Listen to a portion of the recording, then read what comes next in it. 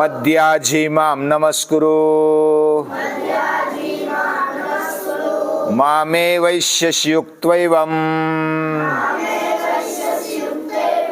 आत्मानं मत्परायणः आत्मानं मत्परायणः।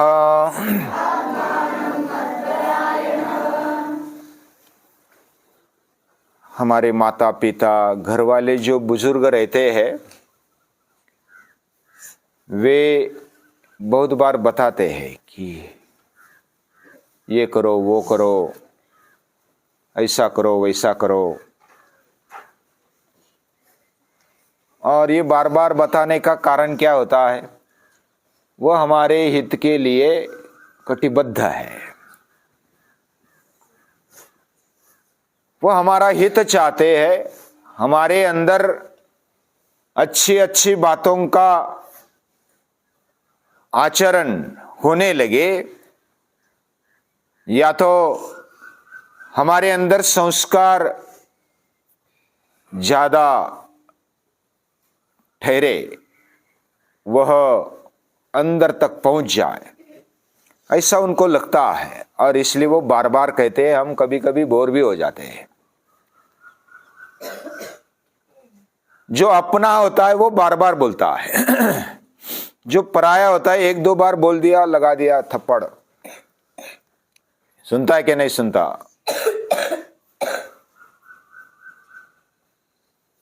और कभी कभी घर वाले भी थप्पड़ लगाते, उसमें भी अपनापन होता है कि ये सुनता नहीं, बहुत बार बोला लेकिन सुना नहीं, तो फिर वो भी थप्पड़ लगाते हैं।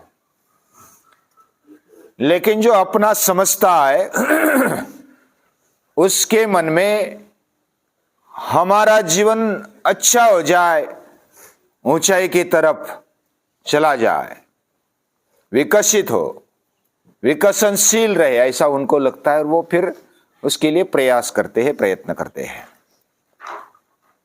माता पिता बोलते हैं कि हमारा दर्शन कर ले, मेरे पांव पड़, ऐसी माता बोलती है, उसको झुकाती है, जबरन झुकाती है, और बोलना पड़ता है। हमें आदत लगने के लिए ये कृति कराते हैं। वैसे भगवत गीता में भी, श्रीमद् भगवत गीता में भी भगवान वैसे 2-3 बार कहा, मन मना भव, मेरे में मन डाल दे, मेरे मन वाला हो जा, मन मना भव मद भक्तो भव, मेरा भक्त बन जा। मद्याजी, मेरा यजन कर, पूजन कर। माम नमस्कुरु, मेरा दर्शन कर ले, मेरा नमस्कार कर ले। मामे वैश्यसि कौन्तेय युक्त्वैव, मुझे जुड़कर, मुझसे जुड़कर तो मुझे ही प्राप्त होगा। आत्मानं मत्परायणः, यानी मैं अंदर रहता हूं, तेरे अंदर, तेरे खुद में, तेरे स्व में मैं ही हूं, और मत्परायण हो जा। बहुत बार मुझे भी ऐसा लगता था कि भगवान ऐसा बोलते हैं, मत्परायण हो जा, मत्परायण हो जा। हम भगवान को दूसरा समझते हैं ना, ये बड़ी गलती कर देते हैं। हमें ऐसा लगता है कि हम अपनी तरफ इतना ध्यान नहीं दे रहे, मत्परायण हो जा, इतना क्यों कहा भगवान ने। हमें ऐसा लगता है कि हम दूसरों के परायण हो जाएंगे, दूसरों में रम्मान हो जाएंगे। भगवान में रम्मान होने का मतलब दूसरे में रम्मान होना, लेकिन यह भ्रम है। मेरे में रम्मान हो जा, ऐसे भगवान बोलते, यानी वो तो अपने अंदर है। हमारे अंदर वही है, सर्वस्य चाहम हृदि सन्निविष्टः, सर्वस्य चाहम हृदय सन्न, हमारे हृदय में रहता है। ममैवांशो जीवलोके, हमारे अंदर रहने वाला मैं जो है ना, वह शुद्ध रूप में भगवान का ही रूप है। और मत परायण हो जा मतलब हम खुद में हमारे अंदर ही परायण हो जाना, रमाण हो जाना, लेकिन वो शुद्ध रूप में चाहिए। यानी हम हमारे में ही परायण हो जाते हैं तो भगवान में परायण हो जाते हैं। आत्मैव हि आत्मनो बंधुर आत्मैव रिपुरात्मनः, इसलिए भगवान बोलते उद्धरेद आत्मनात्मानम, तेरे अंदर मैं बैठा हूं और तू ही तेरा उद्धार कर सकता है। मतलब तेरे अंदर मैं हूं और तेरा जो मैं है ना शुद्ध रूप में, वह मेरा ही रूप है, तू मुझसे ही प्राप्त हो जाएगा। और इसलिए मुझे नमस्कार कर ले। भगवान को नमस्कार करने का मतलब अपने अंदर बैठे हुए आत्मशक्ति को नमस्कार करना है, और आत्मशक्ति को नमस्कार करने का मतलब ही भगवान को नमस्कार करना है। इसलिए स्वामी विवेकानंद बहुत ही स्पष्टता से कहते हैं कि पहले आत्म श्रद्धा खड़ी होनी चाहिए, भगवान के प्रति श्रद्धा भी खड़ी हो जाएगी, ईश श्रद्धा भी खड़ी हो जाएगी जब आत्म श्रद्धा खड़ी होती है। इसलिए स्वामी विवेकानंद बोलते हैं कि पहले फुटबॉल खेलना सीख लो।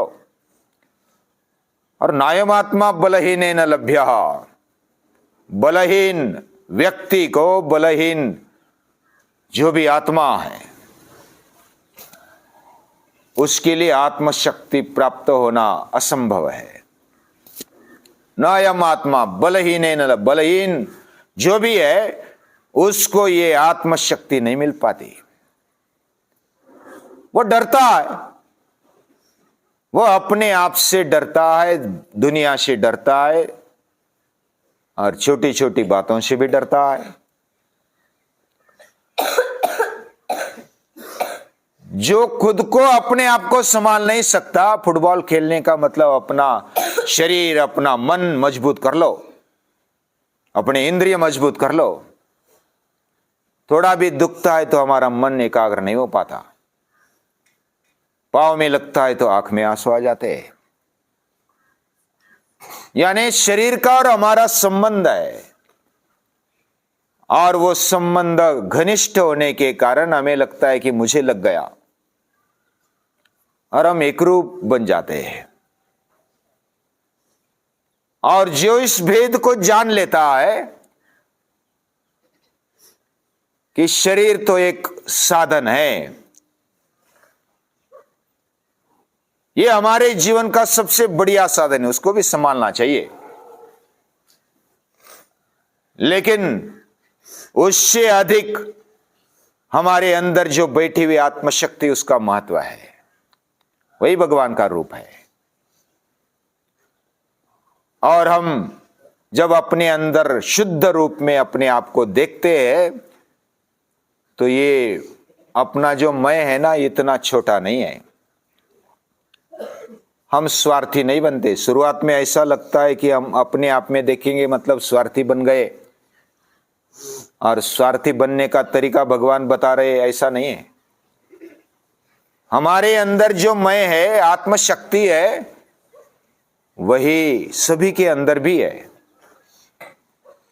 वही पेड़ के अंदर है, वही सूर्य के अंदर है, वही चांद के अंदर है, वही सभी चराचर में बसी हुई है। और मेरा मैं व्यापक बन जाता है, मैं व्यापक बन जाता हूं।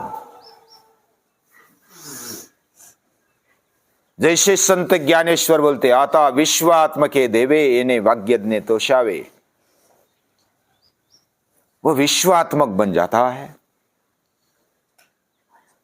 यानी हमारा सच्चा रूप कौन सा है, ये गीता बताती है। बहुत बार समाज में, पूरी दुनिया में हमें धर्म के राह पर चलना चाहिए, ऐसा बोला जाता है,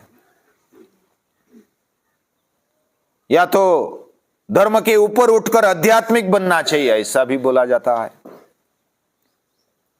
धर्म की व्याख्या संकुचित होने लगी आज के तारीख में, तो फिर अलग अलग शब्दों को जोड़कर अलग अलग भाषा में कहा जाता है। लेकिन सही धर्म क्या है हमारा? हम अपने आप को समझे, इस दुनिया को, सृष्टि को समझे, और हम दोनों को बनाने वाले को समझे। जीव जगत और जगदीश, इसकी पहचान कराने वाली गीता है। और उसकी पहचान के लिए हमारे अंदर श्रद्धा होनी चाहिए, संस्कार होने चाहिए, और ये संस्कार कराने के लिए गीता कटिबद्ध है। वक्ष्यामि हित काम्यया, हमारे प्रति हित की भावना है, इसलिए मैं बोलना चाहता हूं, ऐसे भगवान बोलते हैं। मैं बताना चाहता हूं, मन मना भव, मेरे में मन डालने वाला हो जाओ। मय्येव मन आदत्स्व मयि बुद्धि निवेशय। तू अपने आप को समझेगा तभी समझेगा।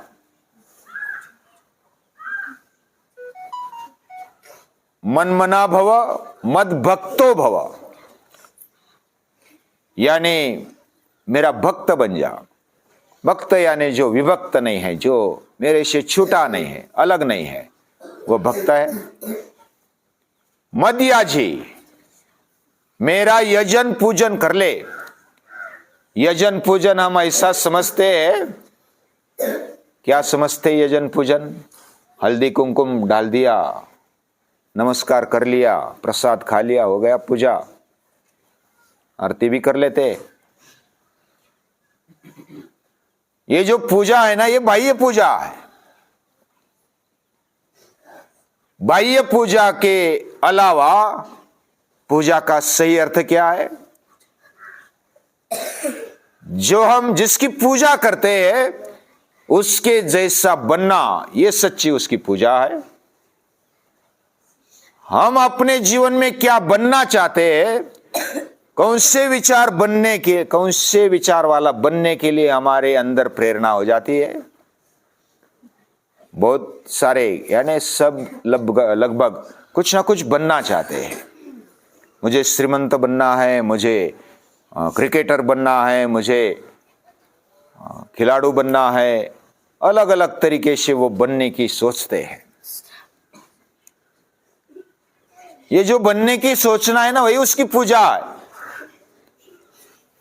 हम भगवान बनना सोचते हैं, क्या हम सच्चे आदमी बनना सोचते हैं?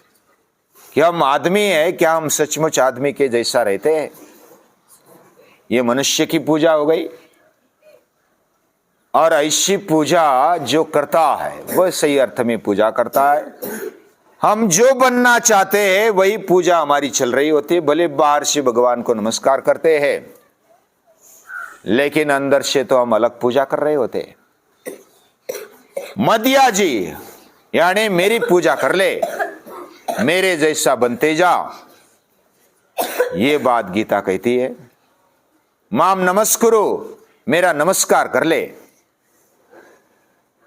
बार बार अपने माता पिता हमें झुकाकर हमें नमस्कार, उनको बड़प्पन चाहिए क्या?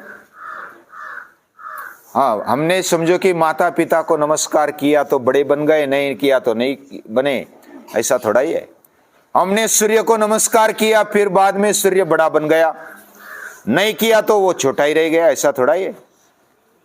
वो तो बड़ा है, वो महान है, उसकी महत्ता हम हमारे नमस्कार से नहीं है। भगवान को नमस्कार करने से भगवान की महत्ता बढ़ रही है, ऐसा नहीं है। उसको नमस्कार करने से हमारा महत्व बढ़ेगा, हमारी महत्ता बढ़ेगी, हमारे जीवन में हम आगे बढ़ेंगे। और ये हमारे हित के लिए बता रहे भगवान। मामे वैश्यसि युक्त्वैवम्, तू मैं ही बन जाएगा। मामे वैश्यसि, तू मुझे प्राप्त हो जाएगा अगर मुझे चिपक जाएगा तो। अभी बचपन में मेरे माता पिता है ना, हम छोटे थे तो बोलते थे कि जब डर लगेगा ना तब 15वां अध्याय बोलना, राम रक्षा बोलना, तो भगवान हमारी रक्षा करता है, डर निकल जाता है। हर कोई श्रद्धावान होता है और वो श्रद्धा हमारी पक्की होती गई। बचपन में डरते थे, अभी भी थोड़ा बहुत डर है, लेकिन वह डर हमें भगवान के प्रति और नजदीक ले जाता था। हम संकट में आ गए तो राम रक्षा बोल देते थे, 15वां अध्याय बोल देते थे, तो फिर हमें ऐसा लगता था कि मेरे साथ भगवान है तो मुझे कोई डर नहीं है, चलो, और डर निकल जाता था। और डर निकल गया तो फिर आगे रास्ता बहुत ही सहज और सरल हो जाता है। ये काम श्रद्धा से बनता है। श्रद्धामयोयम पुरुषः, हाँ, मनुष्य श्रद्धामय है। भले उसकी श्रद्धा कभी तामस होती, कभी राजस होती, कभी सात्विक होती है, लेकिन श्रद्धामय पुरुष है। जो भी नर नारी, जो भी मनुष्य है, वह श्रद्धामय है। कोई कहां पर श्रद्धा रखता है, कोई कहां पर रखता है, लेकिन हमारी श्रद्धा किधर होनी चाहिए और कहां पर हम श्रद्धा रखें, तो भगवान बोलते सर्वधर्मान परित्यज्य मामेकम शरणम व्रज, सभी धर्मों को छोड़ दे और मुझे अकेले के शरण आ जा। सर्वधर्मान परित्यज्य, सभी धर्मों को तू छोड़ दे, मामेकम शरणम व्रज, मुझे अकेले के शरण आ जा। हम त्वाम सर्व पापेभ्यो मोक्षयिष्यामि, थोड़ा सा भी पाप या तो कितना भी पाप क्यों ना हो, उससे मैं मुक्त कर दूंगा तुझे। ये बात इतना आश्वासन देते हुए भगवान हमें स्वीकारते हैं, गले लगाते हैं। ऐसे गले लगाने वाले भगवान हमें चाहिए ना, हमें आधार चाहिए। हमारा जीवन ये बहुत ही कीमती है और भगवान भी जानते हैं कि हमारा जीवन कीमती है, इसलिए तो हमारे अंदर रहते हैं। नहीं तो हमारे अंदर क्या है वैसा? हम महान नहीं है, हम धनवान नहीं है, हमारे अंदर कुछ हिम्मत नहीं है, शक्ति नहीं है, हमारे अंदर ज्ञान नहीं है, फिर भी हमारे अंदर क्या है ऐसा कि भगवान हमारे अंदर रहे? सूर्य की ओर देखेंगे तो सूर्य कितना बड़ा है, चांद की ओर देखेंगे तो कितना शीतल है, समंदर की ओर देखेंगे तो कितना गंभीर और विशाल है, गर्जना करता है। आकाश की ओर देखेंगे तो अनंत, ऐसा उसकी असीम ऐसी भावना आ जाती है कि ये कैसा है। हम बहुत छोटे लगते हैं और इतने छोटे, दुनिया के हिसाब से हम तो मच्छर जितने भी नहीं है, फिर भी भगवान हमारे अंदर क्यों रहता है? क्या बात है? भगवान हमारे अंदर रहता है तो हमारे पर कुछ विश्वास है, इसके अंदर कुछ है। और क्या है हमारे अंदर? भगवान को प्राप्त करने की ताकत हमारे अंदर है। नर करनी करे तो नर का नारायण बन जाए, इतनी ताकत हमें दी है। ये ताकत गीता माता देती है। जिधर योगेश्वर, इसलिए भगवान को पकड़ो, भगवान को छोड़ो नहीं, ईश्वर को छोड़ो नहीं। और अर्जुन ने वही किया, यानी पूरी सेना को छोड़कर भगवान को पकड़ लिया, कृष्ण को पकड़ लिया। यानी जब दुर्योधन और अर्जुन गए थे ना कृष्ण के पास, तो दुर्योधन ने क्या मांग लिया? सेना मांग ली। और अर्जुन ने क्या मांग लिया? कृष्ण मांग लिया। कृष्ण मांग लेने के साथ साथ सब कुछ मांगा। कृष्ण के अंदर सब कुछ है, यह अर्जुन को पता था। भगवान के अंदर सब कुछ है, यह हमें पता होना चाहिए। और इसीलिए फिर भगवान बोलते, तेरे हित में मैं बोलता हूं, मन मना भव, मध्याजी भव, माम नमस्कुरु, मम मद भक्तो भव। तो ये भगवान का सुनना चाहिए, और जैसे माता पिता का भी सुनना चाहिए। उसके अंदर हमारा हित है, उस बात के अंदर हमारा हित है, उनको मनपूर्वक अंतःकरणपूर्वक नमस्कार है, प्रणाम।